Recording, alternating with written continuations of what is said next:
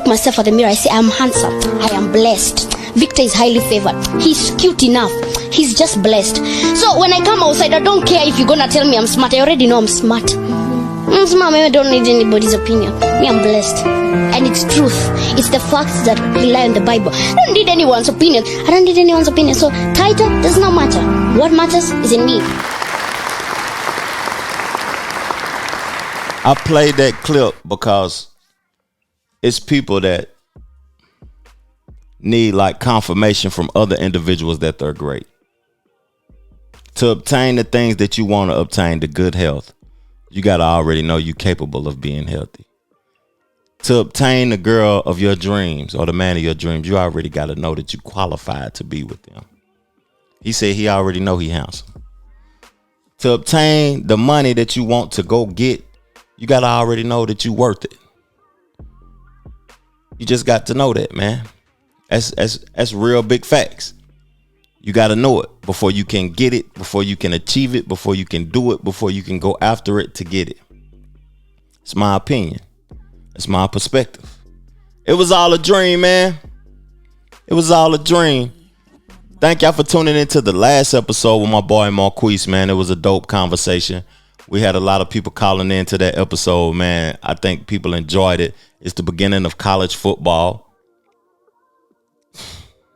Tennessee looked good. Colorado and Deion, though. Big salute. Big salute, man. I was thoroughly entertained this weekend. Thoroughly entertained by the ACC beating up on the SEC like they did. Florida State handed it to LSU. North Carolina handed it to South Carolina, man. The ACC stepping their game up. But I got some announcements to make, though, man, about the podcast, the direction that I'm going creatively with my creative process. And I appreciate y'all for being subscribed to the channel and for tuning in to all the shows, man. It was all a dream. Let's get to it.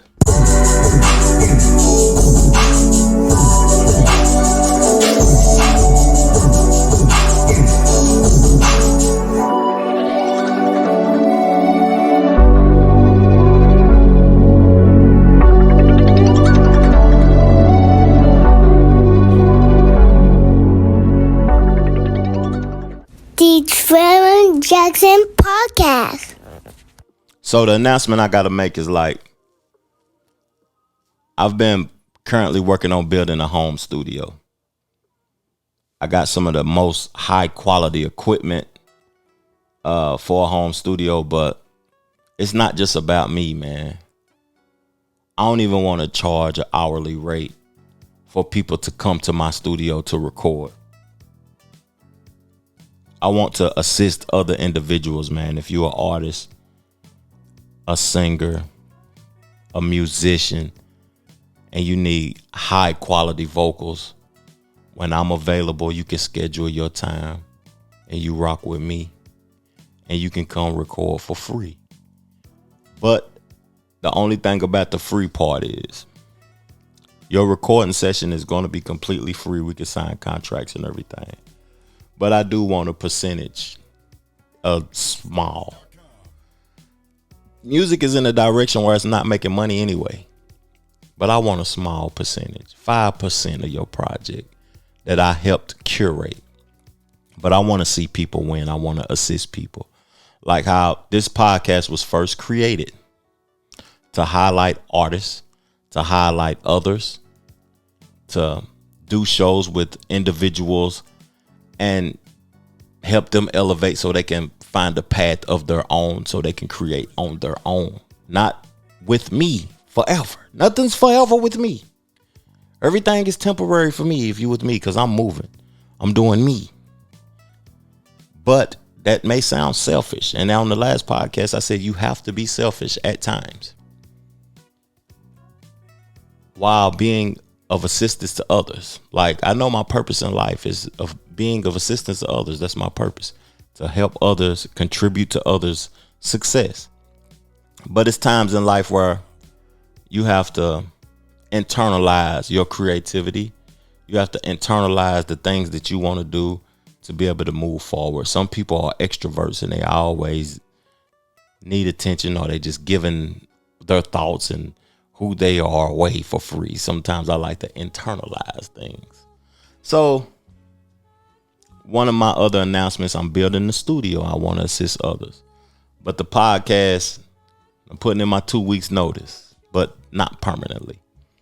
Y'all get this episode, the one with me and my boy Marquise that I previously did, and y'all gonna get another episode. And then I'm gonna take some time to internalize my thoughts. In life,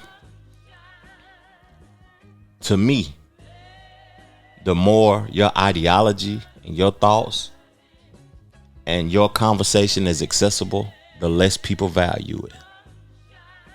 That's just to me. The less people value it when you're just available at all times. So the less you make yourself available and you has been of assistance to others, the more they're going to appreciate you when you come back, or if you come back to their presence, because everybody don't deserve your presence. Real spill, man. Everybody don't deserve your presence. But man, I just want to say thank y'all for contributing to this channel, for subscribing to this channel, for sharing the shows, for enjoying the conversations, for indulging in the conversations, for purchasing the merchandise, for listening to the music, streaming the music, buying the albums, man. My last album did over 80,000 streams and had like 200 purchases from me. $215 purchases. That don't sound like much to some. It don't sound like nothing, but as an independent artist, I paid for my studio time and I profited a month's mortgage being an independent artist with no promotion, zero paid promotion, and still made a month's mortgage. Thank y'all though, man. The content is going to continue to be created. It's going to continue to be fly. It's going to continue to be fresh. We're going to continue to elevate the discussions. I'm going to continue to learn so I can give y'all the knowledge that I've obtained to be able to convey it to y'all, and I hope it helps y'all. But I want to talk about a few topics today. I want to talk about Stephen A. and Shannon Sharp linking up. And Stephen A. discussed on Shannon Sharp's podcast, the Club Shay Shay, why he wanted Shannon Sharp on the show with him. It is. Yeah. So, to me, it was just important for us in this industry to stand up and say, yo, he's one of us. You can't let him go out like this. And that was it for me. It was just that simple. You go wherever you want. You want to come first take, fine. You want to go somewhere else, fine. Because I got my crew here first take, and I'm not trying to get rid of anybody. Right. You understand what I'm saying? Because I'm not going to do this forever. And when it's my time to go, it's my time to go. Right. And it's time for somebody else to step up. But as long as I'm here, my attitude was going to be, listen, the people that have been a treasure and a tribute to this industry are the people that I'm going to do all that I can to remind folks this is what they do. I don't want to be one of those dudes that I got these platforms first take and I got my podcast and I'm doing NBA countdown and I got more stuff coming down the line and everything like that. And all I'm talking about is what I'm doing. It's my job to highlight what everybody else is doing too. You one of the few, Stephen A. Because I know a lot of people that could have opportunities to help somebody, but they want to be the only ninja with money. Nah, I don't want that. And I told you this, and I'll tell the audience that I told you this. I said, you might be a first take for 1 year. You might be a first take for years to come. It's my responsibility, and I'm dead serious. It's a heart attack. It's my responsibility to make sure that you are more successful with me than you were before you arrived. I like that. Everybody don't think like that when it comes to business, when it comes to creativity, when it comes to just being in another person's presence, period. I want to be of service to people to when you're in my presence, you elevate, you learning, you growing, you getting some substance from it, man. Most people want to be in your presence. They want to judge you. They want to get high. They want to drink. They want to judge others. They want to talk about shit that doesn't have no value, period. And that ain't who I am, man. If if anyone needs assistance from me, that's what I spoke about at the beginning of the podcast. In a creative aspect, when I build this studio, I'm here, man. I want you to be just like me and say it was all a dream. Now I achieved my dreams. But I don't like when people want to do things because their dream is not something they love. They see other people doing it and they want to obtain finances from it. They want to change. I don't want to work no more. I want to be a big rapper. I want to do the podcast, but I got to blow up. I need to blow up. I need it to be the biggest. They ain't doing it for the love of it. If you ain't doing it for the love of it, then don't come over here, man, because it got to be about the love. It got to be about the growth of it. It got to be about I just want to do this because I love it, and money ain't even involved. I can obtain my money elsewhere. When you create on your own, see, this is the problem I see. Why I'm basically gonna shut down my channel for a while and internalize my feelings and my thoughts and not be so accessible to others is because it's like I want to grow. And I know that others are not willing to invest what I'm willing to invest. So, no shot at no other individuals though. But I love everybody that contributed to the shows or whatever. But it's a reboot stage for me.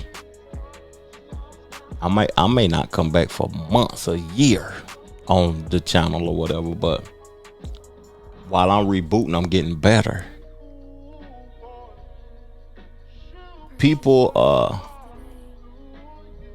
like to do things, but if it's not elevating, I ain't involved. And I don't want to be involved in nothing that's stagnant. I don't. That ain't me. But I want to contribute to people's growth. But I don't want to bore y'all out, man. I'm gonna switch the topic up, man. I got a few topics, but I'm gonna keep it in sports right now. Marquise said something on the podcast that we previously just did. I forgot the title of the pod though. That quick. The sky ain't the limit. Go check that out if y'all haven't. But he said something. He named his top 3 point guards of all time. I agree with him, but he kind of gave himself some wiggle room so he couldn't get too much criticism by saying they're not in order, but these are my 3. But I'm gonna give you mine in order. I put Magic Johnson number 1. I put Steph number 2, and I put Isaiah Thomas number 3. Isaiah Thomas is highly disrespectful. Well, disrespected, and he's disrespectful, but highly disrespected, man, because he's one of the most talented NBA players of all time. Beat Jordan, beat Bird, beat Magic, and still don't get no credit. Had a hell of a team around, a hell of a coach. Didn't get to play in the Olympics in '93 with the Dream Team, and he was well deserved to play in though. But when I think about it though, John Stockton might have fit that team better. He was the assist master. He already had weapons. He was the assist master. But Stephen A, again, I'm still talking about Stephen A. He said he had received a text from Michael Jordan saying that Magic Johnson was the best. It's not even close. And I was listening to a comedian, and he made a funny skit, man. Man, don't nobody give a damn about Michael Jordan and what he got to say. Nigga, Steph the GOAT. It is what it is. Last time I checked, Magic couldn't shoot that motherfucker like that. Magic wasn't pulling up from 30 like that. Yeah, I get it. He all that. I get that. Jordan talking about triple double. Last time I checked, I thought Oscar Robertson started that shit. So don't give me all that, man. Yeah, Magic got fired. And he had Kareem too. MJ, you had Pippen. Both are great players. I ain't taking nothing from Magic. 6'9", point guard come down. Cold. But Steph, we ain't never seen nothing like that. Ever. Any light skin. Come on, man. Every time Jordan say something, y'all want to take his word. Fuck that. Ride with Steph. The Trevor Jackson Podcast. That nigga a fool. He got a point and he don't got a point, though. You talking about Jordan had Pippen. He had Magic, had Kareem. Yeah, he got 5. Them handles don't matter, all that, man. Curry had KD, Clay in his prime. Draymond is a hell of a player. High IQ. Steve Kerr, the coach that played with Mike, he was set up for victory. To me. But this is my point I want to get across to before I switch the topic. And we're going to get into some financial conversations because it's needed right now. And what's needed about it is the financial conversation. It's on my mind.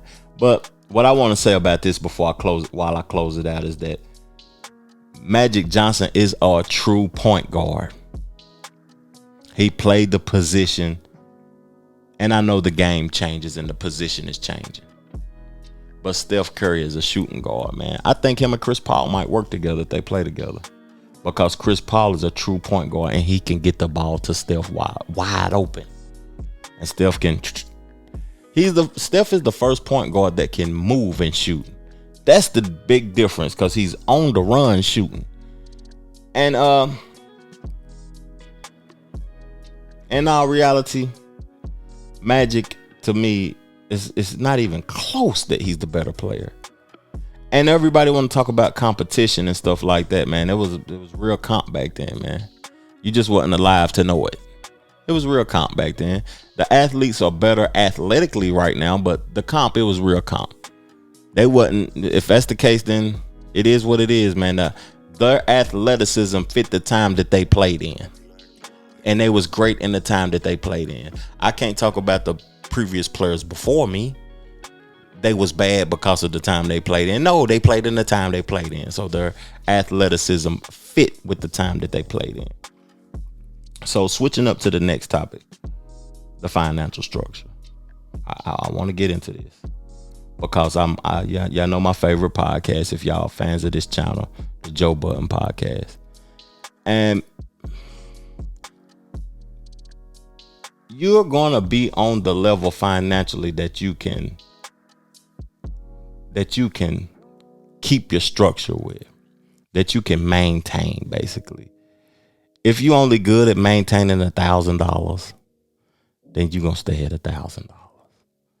If you're only good at leveraging and living with 10,000, then you're going to stay there.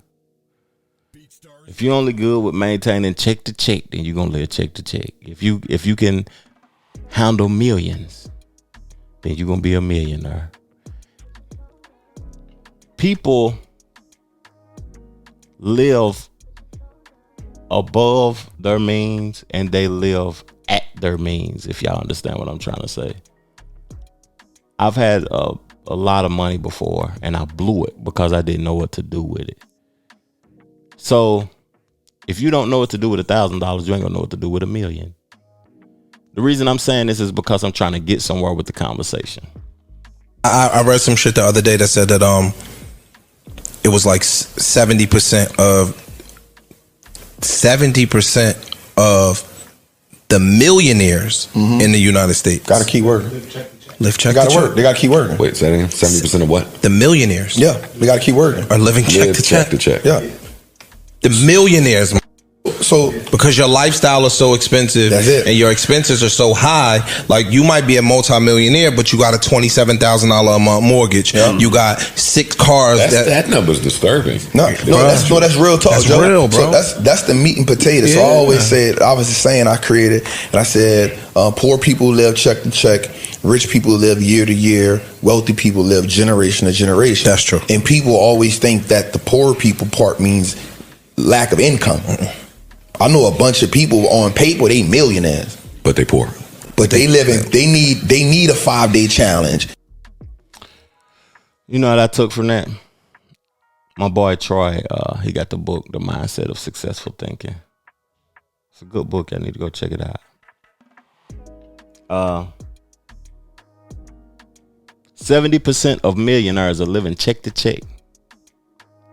I think they're having a problem with their mental state, because I don't want to use the word maintain, but it's easier to obtain it than it is to keep it. Y'all know what I'm trying to say? Street money, work money. You work 2 weeks for $2,000, $1,500, $1,000, whatever you have. It's already spent before you got it, and you trying to survive off $200-$300 before you get the next check. That's the same way with millionaires, man. They got a $2,500 loan for a Lamborghini. Them folks don't be owning that stuff, man. Real talk. $10,000 mortgage. They get a $100,000 check. Think about it. Month to month, $10,000 mortgage, $2,500 car. Bam, they out of $12,500 already. $100,000. Taxes on $100,000, 40%. You bring home 60. You already done spent 15 in car and home. You're down to 45. You're stunting. You're out splurging. You get on the jet, go out of here. Whatever you spend, 10 racks. You're down to 35 in 2 weeks. Your light bill gonna be higher because you're living in 10,000 square feet. Your insurance, all that stuff, you're gonna have the best. So out of that 100,000 you done spent 90 before you even got it. That's the people with money are living the same lifestyle as people without money, and I don't think it even has anything to do with money. I think it has something to do with the mental. That's just my perspective, just my view. We get ready to take a break, man. I'm ready to play a song of the week, man. It's a song that y'all previously heard on the podcast, man, but we're gonna keep highlighting this artist, Young Honcho. Let's go. They thought I was broke, I put that shit up in the wind, yeah. I've been dropping back to back, they said jump again. Up on them, repercussions for that problem, that shit hurt me bad. I was selling pigs, tryna get a bag. Go crazy, AG. No, for real, it's Honcho, yeah. I was trying to survive the streets and things, and I didn't know I land. I'm flying fresh up that fire, put up on his head. I have emotion for the club, but I make him mad. I can spend it if I want. Bad bitches in my line won't go to dinner, but I don't. I done always been the topic, they gon' talk until you gone. I really count so much pay, might get a splinter if I don't stop.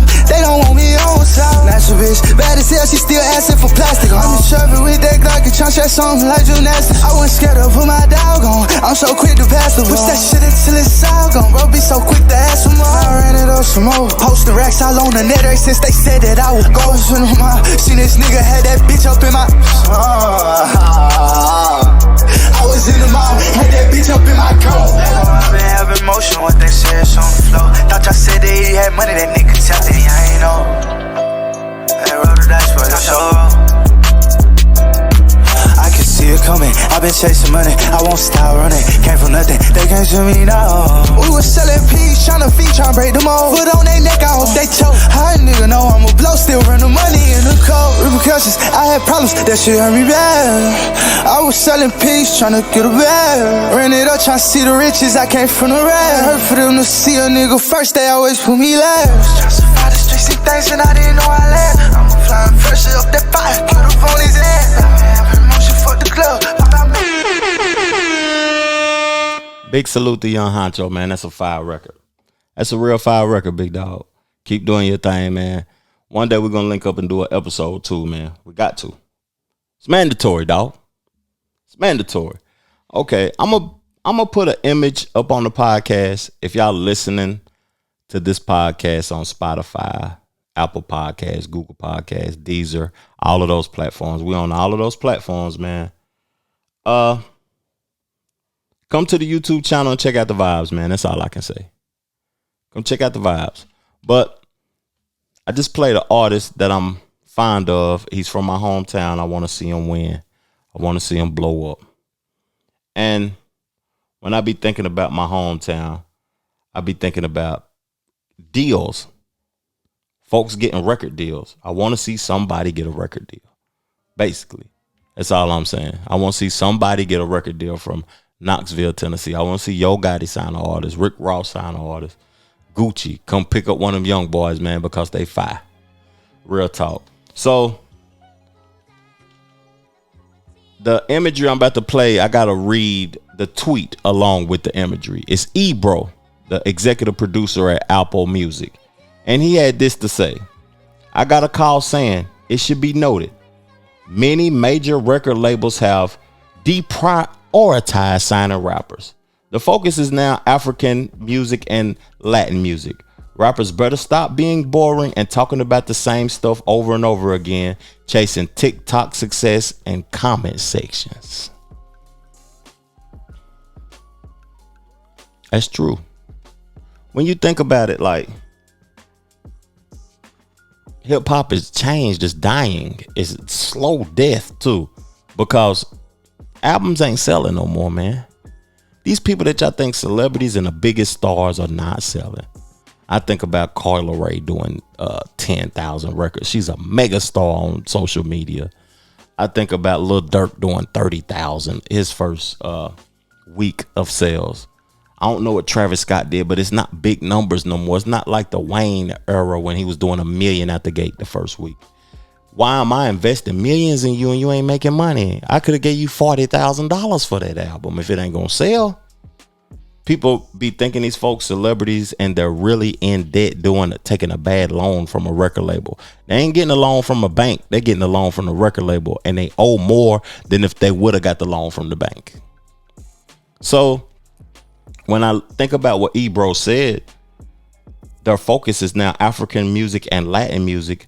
That's going to have a bigger audience because it's going to gravitate to the world more. It's more of a worldly, happy sound. It's not a dark, demonic, death, killing, over-sexualized music. It's happy. It feels good. It feels islandy. It feels like it's near the ocean. These folks are jamming and the beats are different. It's more of a worldly sound.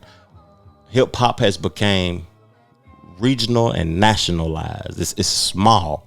Don't nobody want to hear all that stuff over in those other countries. They're already dealing with enough to want to hear about gangs and shootings and ops and smoking niggas and rolling up niggas and shit in cigars and smoking niggas. That's over. It's over. Here before long, hip hop is gonna be over, dog. I'm just here to tell y'all that. I'm sorry to say it like that. When you got people doing all types of foolishness for clout on social media, man. When I think about it, Gunplay just got locked up, right? He put an AK-47 to his wife's head. When I think about the stuff that he got going on and him and her on hip hop shows, Love and Hip Hop or whatever, they doing crazy stuff. So we're gonna record. Yeah. You threw all my shit, right? All my shit is gone? Hit me with it. You gonna hit me with it? I don't touch it. Okay. Everything's gone? Is everything? Did you go ahead and do what you're doing? Did you Please throw go ahead out and my do what you're shit? doing. Did you throw out my shit? You think I care about a charge? Did you throw out all my shit for me wanting to buy another bottle of Hennessy? Huh? Let me know. Let me know. Man, you's a fucking cop. Let me know.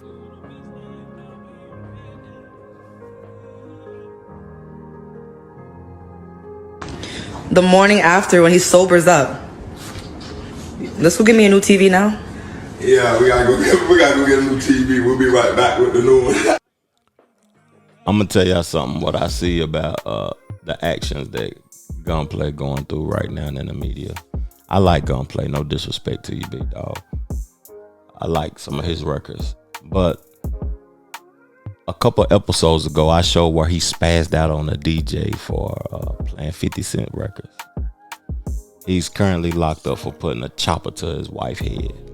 The person who you supposed to be one with, that's supposed to be like you, put a chopper to her head, dog. Now, he beating up the 75-inch with the skillet.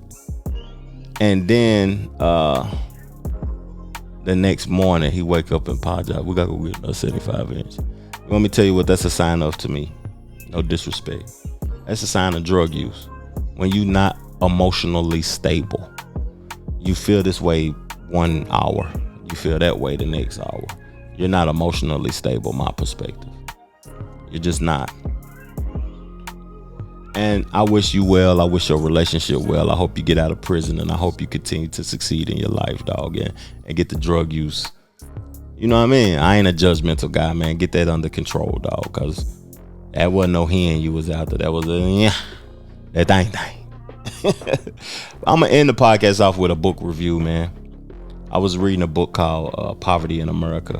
What struck me was the book was talking about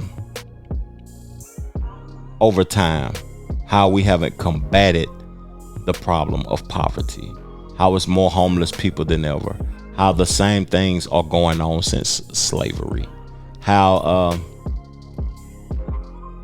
we give people stuff instead of helping people be better, and they're more dependent on the government. And when I was listening to this book, it really caught my attention, because I don't never want to go back to a impoverished lifestyle. I don't even want to see people that I love or people that come from my environment in a impoverished lifestyle. I want everybody to succeed.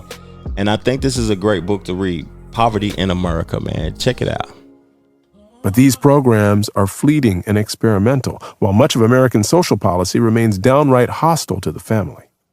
The most anti-family social policies have been those fueling mass incarceration. Most people in prison are parents. Men have been taken from their families by the tens and hundreds of thousands, then by the millions. Poor Black and Hispanic families have paid the highest price.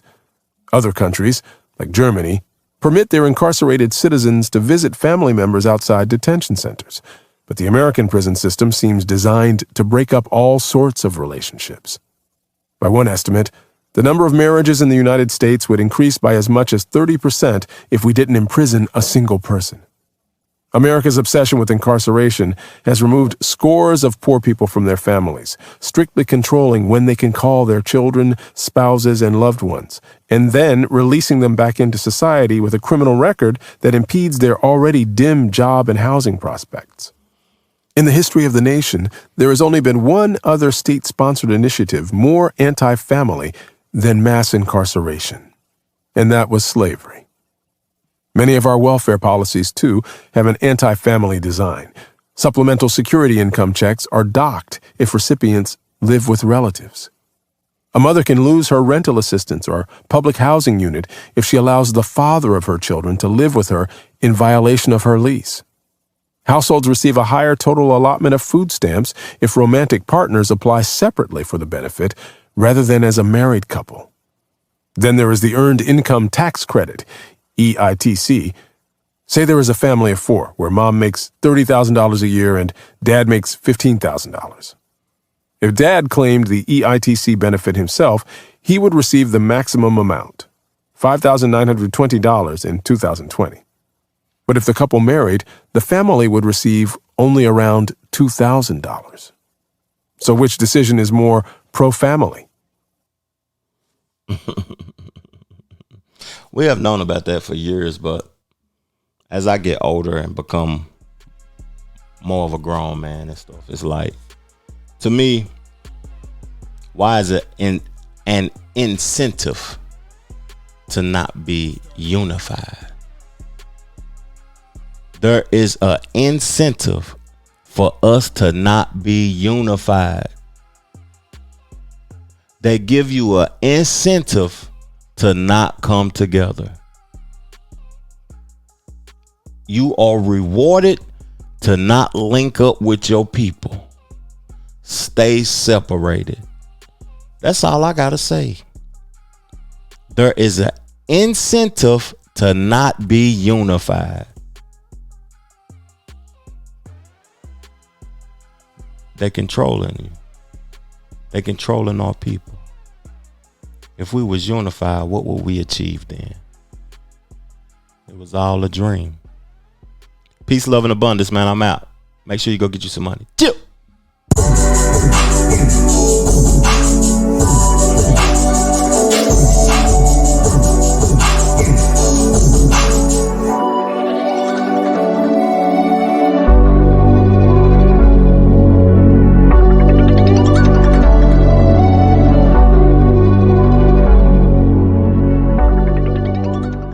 The Trevor Jackson Podcast.